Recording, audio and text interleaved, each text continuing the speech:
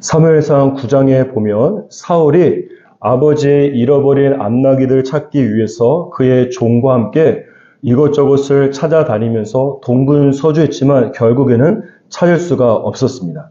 이때 사무엘상 9장 6절에 보면 사울의 종이 사울에게 한 가지 제안을 합니다. 그 제안의 내용은 무엇인가 하면 마침 사울과 사원이 있던 곳에 근처 성읍에 존경받는 하나님의 사람이 있는데 그 사람에게 가서 암나귀들의 행방을 물어보자라는 것입니다. 그런데 여기서 주목해보고 싶은 것은 무엇인가 하면 사울과 사원이 위대한 하나님의 사람을 찾는 이유가 암나귀들을 찾기 위한 것이라는 것입니다. 위대한 하나님의 사람을 만난다면 위대한 하나님의 사람에게 요구하고 질문하는 것도 위대해야 되지 않겠습니까? 이스라엘의 운명에 대해서 물어본다든지 아니면 사울의 인생에 대한 하나님의 계획은 무엇인지에 대해서 물어보아야 구색이 맞을 것입니다. 물론 잃어버린 암나귀들이 많은 가치가 나가는 재산일 수는 있습니다. 하지만 사울과 사원은 이 사람에 대해서 물어보는 것도 아니고 이 동물에 불과한 암나귀들의 행방을 찾고자 위대한 하나님의 사람을 만나고 있는 것입니다. 이것은 비유하자면 마치 이런 것입니다. 저도 애완견을 키우는 사람으로서 이 강아지가 아프면 정말로 마음이 찢어질 듯 아프게 됩니다. 강아지는 아프다는 말도 못하고 시름시름 앓다가 갑자기 죽을 수도 있기 때문에 그렇습니다. 그래서 어떤 성도분들은 목회자인 저에게 오셔서 자신의 애완견의 건강을 위해서 기도해 달라고 정말 눈물을 글썽이면서 저에게 부탁할 때가 있습니다. 또 다른 성도분들은 자신의 애완견을 직접 저에게 데리고 오셔서 저에게 두 손을 얹고서 안수기도 해주시기를 부탁하는 분들도 있습니다. 무슨 애완견 하나 때문에 그렇게 하느냐라고 생각할 수 있습니다. 하지만 이런 분들 안에 귀한 영적인 장점이 있습니다. 그것은 무엇인가 하면 아주 사소한 일이라고 할지라도 위대한 하나님께 가지고 가서 직접 아뢰고 도움을 청하는 믿음입니다.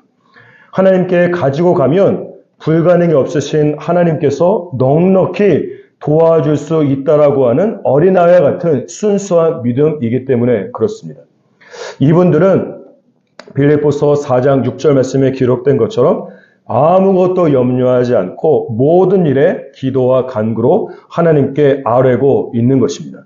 이분들은 아무리 작고 사소한 일이라고 할지라도 주님께 기도하고 시시콜콜 말씀을 드리기 때문에 하나님의 입장에서 본다면 자꾸 눈에 밟히는 믿음을 가진 사람입니다. 여러분 이렇게 한번 생각해 보십시오. 같은 조건이라면 여러분에게 아무리 사소하고 작은 일이라고 할지라도 시시콜콜 하나님에게 아뢰고 수시로 찾아오는 사람이 더 눈에 밟히지 않겠습니까?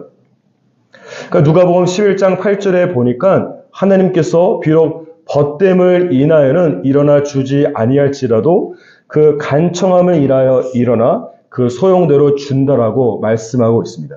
여기에서 간청함은 쉬운 말로 말하면 하나님의 눈에 자꾸만 밟히는 믿음입니다. 우리에게는, 인간에게는 작은 기도 제목과 큰 기도 제목의 구분이 있지만 반면에 하나님에게는 작은 기도 제목과 큰 기도 제목의 구분이 없습니다. 하나님에게는 하나님께 말씀드리는 기도 제목과 하나님에게 말씀드리지 않은 기도 제목이 있을 뿐입니다. 하나님께 계속해서 여러분의 삶의 크고 작은 일들을 기도를 통해서 시실 걸 아뢰는 저와 여러분이 되는 것이 굉장히 중요합니다. 미운 놈 떡 하나 더 주는 것이 아니라 주님의 눈에 밟히는 사람에게 놀라운 영적인 축복이 열리기 때문에 그렇습니다. 사랑하는 여러분, 시시콜콜 주님께 모든 것을 아뢰면서 하나님의 눈에 자꾸만 밟히는 믿음을 통하여서 주님의 위대한 기도의 응답이 여러분에게 임하기를 주님의 이름으로 축복합니다.